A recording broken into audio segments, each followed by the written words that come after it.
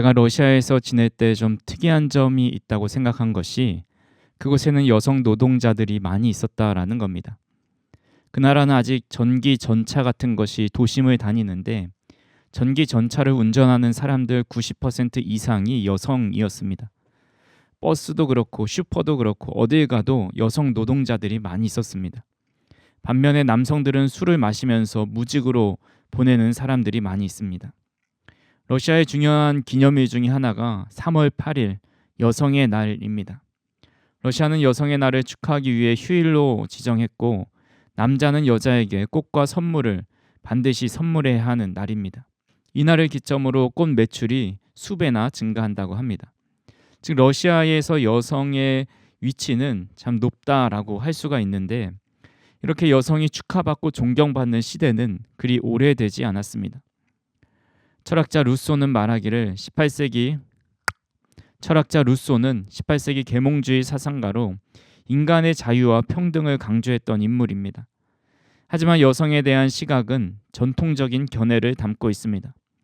루소는 그의 저서 에밀이라는 책에서 남성은 사회적 활동과 공적 역할을 수행하도록 창조되었고 여성은 가정 내의 남편과 자녀를 돌보는 역할을 해야 한다라고 주장을 했습니다. 루소의 이러한 관점은 그의 사상에 큰 모순을 가져다 주었습니다. 그는 인간의 자유와 평등을 중요시했지만 이 가치를 남성에게만 적용하고 여성을 제한된 역할 안에 둔 것입니다. 고대 시대 때는 더 심했지요. 고대 시대 때 여성은 법적 권리를 제한받았고 교육 기회와 또 종교적 예식에서도 차별이 있었습니다. 결혼과 자녀 양육에 대하여 강요를 받았습니다. 아리스토텔레스는 고대 그리스의 철학자자 과학자로서 서양 철학과 과학의 발전에 지대한 영향을 끼쳤습니다. 기원전 384년에 태어나 플라톤의 제자가 되었고 이후 알렉산더 대왕의 스승이 되기도 했습니다.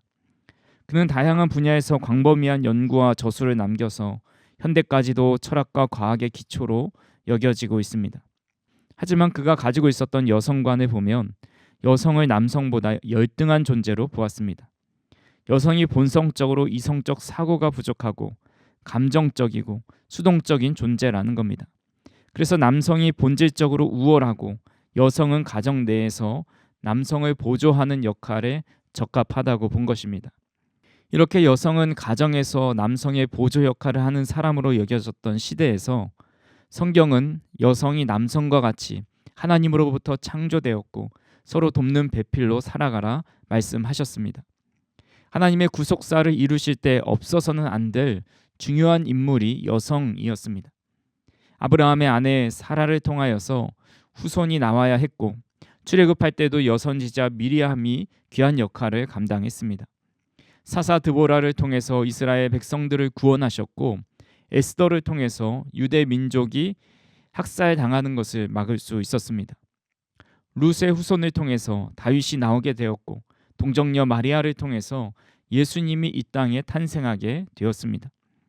초대교회 여성 집사들을 통하여 그리고 지금까지 여성들이 없었다면 하나님의 교회들이 더 확장하기가 어려웠을 겁니다. 오늘 여선지자이자 유일한 여사사였던 드보라의 이야기를 함께 살펴보면서 우리 모든 성도님들이 하나님께서 사용하시는 귀한 주님의 사람들이 다 될 수 있기를 간절히 소망합니다. 잘 아시는 대로 사사시대는 여호수아가 죽은 뒤 사울 왕이 세워질 때까지 약 450년 기간입니다. 이스라엘 백성들은 가나안 땅을 정복하고 여호수아와 함께 나와 내 집은 여호와만 섬기겠다라고 다짐하였습니다. 하지만 그 다짐은 얼마 가지 못했고 왕이 없으므로 자기의 소견에 옳은 대로 행하면서 우상 숭배하였습니다. 하나님은 이스라엘 백성들을 돌이키고자 주변 이방 나라들을 일으켜서 그들에게 고통을 주셨고 그들은 고통 중에 하나님을 찾게 되었습니다. 하나님은 그들의 고통의 소리를 들으시고 사사를 택하여서 그들을 구원하여 주셨습니다. 그렇게 세워진 네 번째 사사가 바로 오늘 우리가 볼 드보라입니다. 그가 사사로 활동할 당시의 상황이 어떠했는지 2절에서 3절에 이렇게 말씀하고 있습니다. 여호와께서 하솔에서 통치하는 가나안 왕 야빈의 손에 그들을 파셨으니 그의 군대 장관은 하로셋 학고임에 거주하는 시스라요 야빈 왕은 철병거 900대가 있어 20년 동안 이스라엘 자손을 심히 학대했으므로 이스라엘 자손이 여호와께 부르짖었더라. 아멘. 가나안 왕 야빈을 일으키셔서 20년 동안 이스라엘 자손을 심히 학대하였습니다. 야빈은 철병거 900대가 있었는데 이는 고대 전투에서 가장 강력한 전력이었습니다. 지금으로 치면 미국이 가지고 있는 최첨단 장비를 가진 최강의 군사력을 소유하고 있는 겁니다. 이스라엘 백성들은 가나안 왕 야빈으로부터 20년 동안 학대를 받으면서 너무 괴로워 여호와께 부르짖습니다. 그때 하나님은 드보라를 사사로 세우시고 가나안 왕 야빈으로부터 크게 승리하고 그들의 압제에서 벗어나게 해주셨습니다. 그 전쟁에 대한 이야기가 사사기 4장에 나와 있고 승리를 주신 하나님을 찬송하는 내용이 5장에 나와 있습니다. 오늘 우리는 4장 1절부터 10절까지밖에 읽진 않았지만 4장 전체에 나오는 사사 드보라의 이야기를 통해서 우리에게 주시는 교훈이 무엇인지 구체적으로 살펴보도록 하겠습니다. 첫 번째로 드보라는 하나님의 은혜를 아는 사람이었습니다. 4절에서 5절입니다. 그때 랍비돗의 아내 여선지자 드보라가 이스라엘의 사사가 되었는데 그는 에브라임 산지 라마와 베델 사이 드보라의 종려나무 아래에 거주하였고 이스라엘 자손은 그에게 나아가 재판을 받더라. 드보라는 랍비돗의 아내였습니다.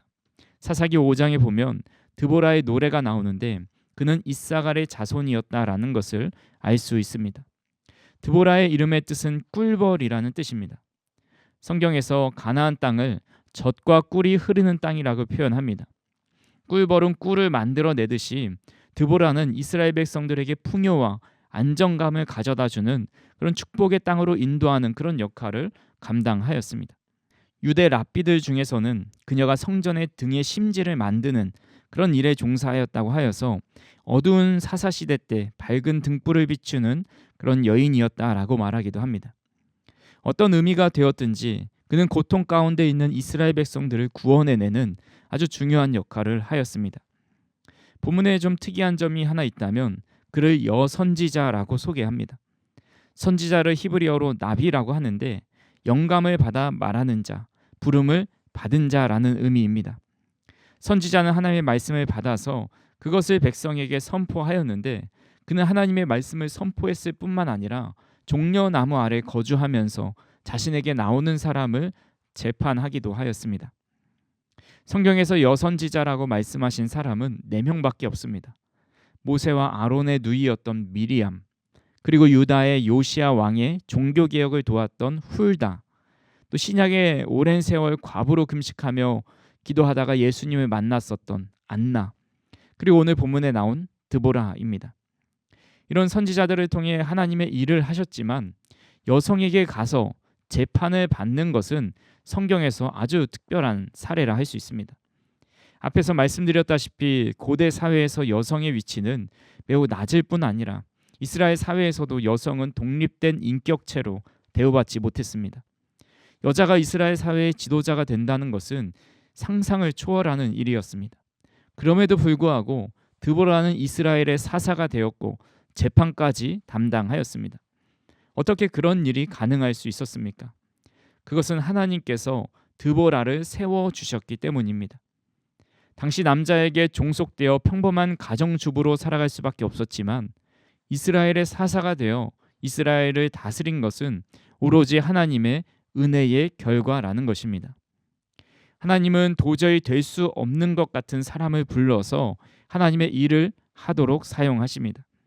아브라함의 가정은 본래 우상을 만드는 집안이었습니다. 여호수아 24장 2절에 보면 여호수아가 모든 백성에게 이르되 이스라엘의 하나님 여호와께서 이같이 말씀하시기를 옛적에 너희 조상들 곧 아브라함의 아버지 나홀의 아버지 데라가 강 저편에 거주하여 다른 신들을 섬겼으나. 아브라함의 아버지 데라는 메소포타미아 지역에 살면서 우상 숭배와 관련된 그런 직업을 가진 사람이었습니다. 성경에는 아브라함의 아버지가 우상을 만들었다라는 구체적인 말씀이 없지만 유대 전승과 일부 해석에 따르면 데라는 우상 장사를 했고 아브라함은 그 속에서 자라났다고 전해집니다. 그 당시에 하나님을 알 수 있는 성경이 있었던 것도 아니고 모태에서부터 우상을 만드는 집안에서 태어났는데 믿음의 조상이 되었습니다. 그가 믿음의 조상이 될 수 있었던 것에 그의 공로는 하나도 들어가 있지 않습니다. 다윗도 마찬가지입니다. 다윗이 왕으로 세워진 것도 사무엘이 2대 왕을 세우러 이새의 집에 갔을 때 그는 양을 치고 있었습니다. 형들 중에 왕이 될 수도 있었지만 하나님은 집안에서 인정받지 못하고 양을 치던 다윗에게 기름을 부어 주셨습니다. 그가 어떤 큰 업적을 이룬 것이 아님에도 불구하고 하나님은 그를 기름 부어 왕으로 세우셨다라는 겁니다. 사도 바울은 어떻습니까? 그는 예수님을 믿는 사람들을 죽이는데 가장 앞장섰던 사람입니다. 초대교회에 바울로 사용하실 만한 인물들이 있었을 텐데 하나님은 바울을 이방의 사도로 삼아 주셨습니다. 왜 하필 바울입니까? 도저히 이해할 수 없습니다. 이렇게 하나님이 택하신 이들을 보면 공통점이 있습니다. 하나님이 택하신 이유를 그들에게서 하나도 찾아볼 수 없다라는 겁니다. 오히려 어떻게 저 사람이 하나님의 택함을 받을 수 있을까라는 의문이 들 정도입니다. 그래서 사도 바울은 이렇게 고백했습니다. 고린도전서 15장 10절에 그러나 나의 나된 것은 하나님의 은혜로 된 것이니 내게 주신 그의 은혜가 헛되지 아니하여 내가 모든 사도보다 더 많이 수고하였으나 내가 한 것이 아니요 오직 나와 함께 하신 하나님의 은혜로다. 아멘. 사도 바울은 자신이 사도가 된 것을 하나님의 전적인 은혜라고 고백하고 있습니다. 그래서 그는 아무 육체도 하나님 앞에 자랑하지 못한다라고 말씀합니다. 드보라도 같은 마음이었습니다. 그가 사사로 택함받고 가나안 왕과 전쟁에서 승리하여서 그들의 압제로부터 벗어난 것은 하나님의 은혜이고 하나님의 주권임을 그의 찬송을 통해서 알 수 있습니다. 사사기 5장 4절에서 5절 말씀에 여호와여 주께서 세일에서부터 나오시고 에돔 들에서부터 진행하실 때에 땅이 진동하고 하늘이 물을 내리고 구름도 물을 내렸나이다. 산들이 여호와 앞에서 진동하니 저 신의 산도 이스라엘의 하나님 여호와 앞에서 진동하였도다. 자신들이 승리한 것이 자신들의 능력이 아니라 여호와께서 나오셔서 그들과 싸워주셨기에 승리하였다라고 고백하고 있습니다. 그리고 앞으로 그런 하나님의 사랑을 입으며 살아가게 해달라고 기도합니다. 사사기 5장 31절에 여호와여 주의 원수들은 다 이와 같이 망하게 하시고 주를 사랑하는 자들은 해가 힘있게 도등같게 하시옵소서 하니라. 그 땅이 40년 동안 평온하였더라. 하나님께서 택함 받을 만한 조건이 하나도 없는 드보라를 택하신 전적인 은혜는 오늘 우리에게도 임하고 있다라는 사실을 믿으실 수 있기를 바랍니다. 본래 우리의 신분은 죄의 종으로 죄에게 종속되어 욕망을 따라 살다가 영원한 멸망에 들어갈 수밖에 없는 존재였습니다. 하지만 오늘 우리는 성도로 살아가고 있습니다. 성도가 무엇입니까? 영어로는 세인트입니다. 거룩한 사람, 성스러운 사람이라는 뜻입니다. 카톨릭에서 세인트는 특별한 성덕을 이룬 성인을 의미합니다. 그래서 아무나 성도, 성인이라 불리지 않지만 우리 기독교에서는 하나님께서 택하신 사람들, 구원받은 모든 사람을 성도라 부르고 있습니다. 그래서 우리가 얻을 수 있는 칭호 중에 가장 귀하고 아름다운 것 중에 하나가 바로 성도입니다. 더 나아가 아무런 자격 없는 우리를 목사로 또 장로로 권사로 집사로 세우셔서 하나님과 교회를 섬기게 하셨습니다. 저도 이 취임 시기에 코앞으로 다가오면서 여러 마음들이 교차되는 것을 느낍니다. 어떻게 앞으로 이 일들을 감당할 수 있을까? 교회를 어떻게 이끌어 갈 수 있을까? 아직 부족한 게 많아서 감당이 안 될 것 같은 그런 두려운 마음들과 걱정스러운 마음이 들기도 합니다. 그런데 그런 마음들보다 더 크고 가장 먼저 다가오는 것은 하나님의 은혜에 감사하는 마음입니다. 사도 바울이 고백했던 사도 중에 가장 작은 나라고 표현했듯이 목사 중에 가장 작은 목사를 택하신 하나님의 은혜에 감사하고 이런 저를 받아주신 성도님들께 감사하는 그런 마음이 크기에 세우신 하나님께서 일하실 것을 간절히 바라는 그런 마음을 갖게 됩니다. 아마 우리 권사님들 그리고 집사님들도 처음 직분을 받으셨을 때 그런 마음이 드셨을 겁니다. 내가 뭘 했다고 권사가 되었나? 내가 뭘 했다고 장로가 되었나? 내가 뭘 했다고 집사가 되었나? 하나님의 은혜로 세워주셨으니 이제 그 은혜로 말미암아 내가 더 충실히 그 일을 감당해야겠다라는 마음이 있으셨을 겁니다. 저나 우리 성도님들이나 그런 하나님의 은혜에 감사하는 마음을 끝까지 가지고 있을 수 있기를 간절히 소망합니다. 성도로 세워주신 하나님의 은혜만으로도 늘 좋게하며 감사하며 찬양하는 저와 우리 성도님들이 되기를 간절히 소망합니다. 두 번째로는 드보라는 하나님의 약속을 믿었던 사람입니다. 본문 6절에서 7절에 이렇게 말씀합니다. 드보라가 사람을 보내어 아비노함의 아들 바락을 납달리 게데스에서 불러다가 그에게 이르되 이스라엘의 하나님 여호와께서 이같이 명령하지 아니하셨느냐? 너는 납달리 자손과 스불론 자손 10,000명을 거느리고 다볼 산으로 가라. 내가 야빈의 군대 장관 시스라와 그의 병거들과 그의 무리를 기손 강으로 이끌어 내게 이르게 하고 그를 내 손에 넘겨 주리라 하셨느니라. 아멘. 드보라가 사람을 보내 아비노함의 아들 바락을 불러옵니다. 드보라는 하나님께서 야빈의 군대 장관 시스라와 그의 병거와 무리를 무찌르게 해주신다라는 말을 전하면서 10,000명의 군사를 거느리고 출전하라고 말을 합니다. 드보라는 그를 내 손에 넘겨주리라고 확신하며 말하지만 바락은 그 말을 믿지 못하고 이렇게 말을 합니다. 사사기 4장 8절에 바락이 그에게 이르되 만일 당신이 나와 함께 가면 내가 가려니와 만일 당신이 나와 함께 가지 아니하면 나도 가지 아니하겠노라 하니, 바락은 드보라를 통해 주시는 하나님의 약속의 말씀을 받고도 당신이 나와 함께 가지 않으면 나도 가지 않겠다고 말을 합니다. 이는 하나님의 약속을 전적으로 신뢰하는 것이 아니라 조건부로 받아들이는 겁니다. 엘리가 대제사장으로 있을 때 이스라엘과 블레셋과의 전쟁이 자주 있었습니다. 이스라엘 백성들은 블레셋에게 패하자 여호와의 법궤를 들고 전쟁에 나가기로 결정합니다. 그 이유가 사무엘상 4장 3절에 이렇게 기록되어 있습니다. 백성이 진영으로 돌아오매 이스라엘 장로들이 이르되 여호와께서 어찌하여 우리에게 오늘 블레셋 사람들 앞에서 패하게 하셨는고 여호와의 언약궤를 실로에서 우리에게 가져다가 우리 중에 있게 하여 그것으로 우리를 우리 원수들의 손에서 구원하게 하자 하니, 여호와의 언약궤를 가지고 전쟁에 나간다면 하나님이 블레셋으로부터 승리하게 해주실 것이다 라고 생각한 겁니다. 하나님을 전적으로 신뢰하지 않고 어떤 조건이 충족될 때 승리하게 될 것을 믿은 것입니다. 마찬가지로 바락은 이긴다고 하신 그 말씀을 온전히 신뢰하지 못하고 있습니다. 그 이유는 하나님의 말씀보다 눈에 보이는 가나안 군대의 철병거 900대가 더 크게 보였기 때문입니다. 반면에 자신을 바라보니 너무 초라해 보였습니다. 사사기 5장 8절에 이렇게 말씀합니다.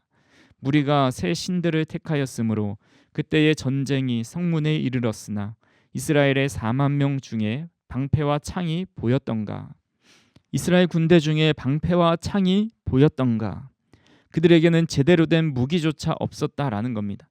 그러니 바락은 하나님의 말씀에 의심을 하게 되었고 하나님의 사사인 드보라가 함께 가야만 승리할 수 있을 거다라고 생각하였습니다.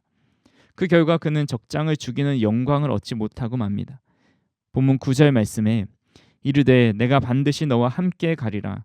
그러나 내가 이번에 가는 길에서는 영광을 얻지 못하리니 이는 여호와께서 시스라를 여인의 손에 파실 것임이니라 하고 드보라가 일어나 바락과 함께 게데스로 가니라. 실제로 가나안과의 전쟁은 승리하였지만 그 군대 장관이었던 시스라를 죽이지 못하고 놓치고 맙니다. 시스라는 도망쳐서 전에 친분이 있었던 겐사람 헤벨에게 갑니다. 헤벨의 아내였던 야엘은 그를 따뜻하게 맞이해 주면서 안심하게 해주죠. 시스라는 전쟁이 너무 힘들었는지 깊이 잠이 들고 야엘이 말뚝을 가져다가 그의 관자놀이에 박아 죽여버립니다. 드보라는 야엘을 높이면서 이렇게 노래를 불렀습니다. 사사기 5장 24절에 겐사람 헤벨의 아내 야엘은 다른 여인들보다 복을 받을 것이니 장막에 있는 여인들보다 더욱 복을 받을 것이로다. 아멘. 이처럼 하나님께서 아무리 상급과 영광을 예비해 두셔도 이를 믿음과 순종으로 화합하지 못하면 그 영광을 취할 수 없는 것을 보게 됩니다. 이스라엘 백성들이 출애굽할 때 하나님은 그들을 가나안 땅이라는 축복의 땅을 예비해 놓으셨습니다. 하지만 그들은 가나안 땅을 정탐하고 돌아온 이들의 부정적인 이야기를 듣고 하나님의 말씀을 그대로 믿고 순종하지 못했습니다. 결국 불순종한 1세대들은 광야에서 40년 동안 헤매이고도 결국 그 땅에 들어가지 못하였습니다. 열왕기하 7장에 보면 아람 군대가 사마리아를 포위하고 어침대 덮친격으로 기근까지 일어났습니다. 그때 하나님은 엘리사를 통해서 내일 이맘때쯤에 풍족한 식량을 주실 거다 예언하였습니다. 이 예언을 들은 신하는 이를 믿지 않고 비웃습니다. 성 밖에 있었던 4병의 나병 환자들은 더 이상 기근을 견디지 못하고 여기서 굶어 죽나, 아람 진영에 가서 먹을 것을 구걸하다가 굶어 죽나, 어차피 똑같으니까 가능성 있는 걸 해보자 해서 아람 진영으로 갑니다. 그런데 그들이 아람 진영에 도착했을 때 아람 군대가 모두 떠나 있는 것을 발견합니다. 하나님께서 아람 군대에게 큰 소리를 들려주셔서 이스라엘이 연합군을 불러 공격해 오는 것으로 오해하고 두려워하며 진영을 다 버리고 도망간 것입니다.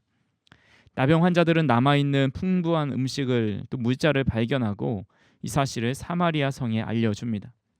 사람들은 이 소식을 듣자 아람 군대의 진영으로 가는데 엘리사의 예언을 듣고 비웃던 신하들은 사람들에게 밟혀 죽어서 하나님의 구원의 은혜를 누리지 못하였습니다.